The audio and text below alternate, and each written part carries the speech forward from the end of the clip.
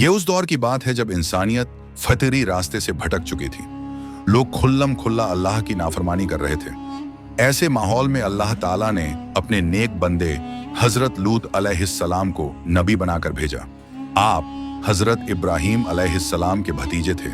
आपके वालिद का नाम हारान था। बचपन से ही आप नेक, शरीफ और हक परस्त थे।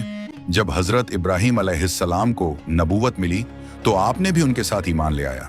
फिर जब हजरत इब्राहीम अलैहिस्सलाम ने इराक से हिजरत की तो आप भी उनके साथ चल दिए।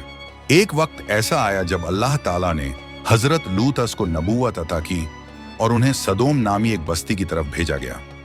सदोम की बस्तियां बहुत खुशहाल थीं।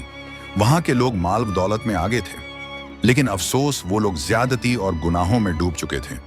वो राहगीरों को लूटते, जालिम थे और सबसे बढ़कर उन्होंने एक ऐसा अमल इख्तियार कर लिया था जो आज तक किसी कौम ने नहीं किया था। वो मर्द औरतों को छोड़कर मर्दों की तरफ माइल हो गए थे। ये नहायत ही घिनौना और फितरत के खिलाफ अमल था। हजरत लूत ने उन्हें बार बार समझाया, क्या तुम ऐसी बेहयाई करते हो जो तुमसे पहले दुनिया में किसी ने नहीं की? तुम औरतों को छोड़कर अपनी शहवत मर्दों के साथ पूरी करते हो। यह बहुत बड़ा जुर्म है। लेकिन उनकी कौम ने आपकी बातों को न सिर्फ नजरअंदाज किया बल्कि आप पर ताना कसा। उन्होंने मजाक उड़ाते हुए कहा, लूत, अगर तू अपनी नसीहतों से बाज नहीं आया तो हम तुझे अपनी बस्ती से निकाल देंगे। हजरत लूत ने अपने रब से फरियाद की, ऐ मेरे रब, इन फासिकों के मुकाबले में मेरी मदद फरमा। फिर अल्लाह ताला का हुक्म हुआ कि इन गुनहगारों पर अजाब नाजिल किया जाए।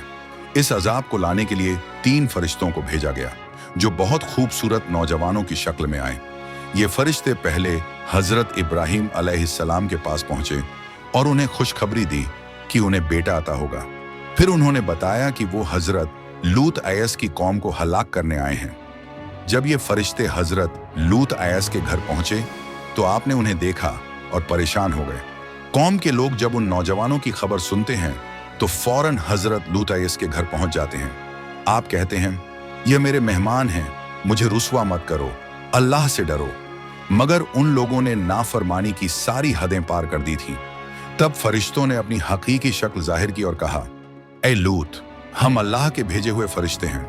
ये लोग तुम्हारा कुछ नहीं बिगाड़ सकते। रात के आखिर हिस्से में अपने अहले खाना के साथ निकल जाओ। पीछे मुड़कर मत देखना। तुम्हारी बीवी भी अजाब की गिरफ्त में आएगी क्योंकि वो भी गुनहगारों में से है। फिर अल्लाह का अजाब नाजिल हुआ। सुबह होते ही एक जोरदार चीख और झलझले से जमीन उलट दी गई। उन पर पत्थरों की बारिश हुई। पूरी कौम हलाक हो गई। उनकी बस्तियां तहस नहस कर दी गईं। वो सब कब बन गईं उन लोगों के लिए जो तौबा करें और अल्लाह से डरें। कुरान में इस वाकया का कई बार जिक्र है ताकि इंसानियत को सबकर मिले कि अल्लाह की नाफरमानी, बेहयाई और जुल्म का अंजाम क्या होता है।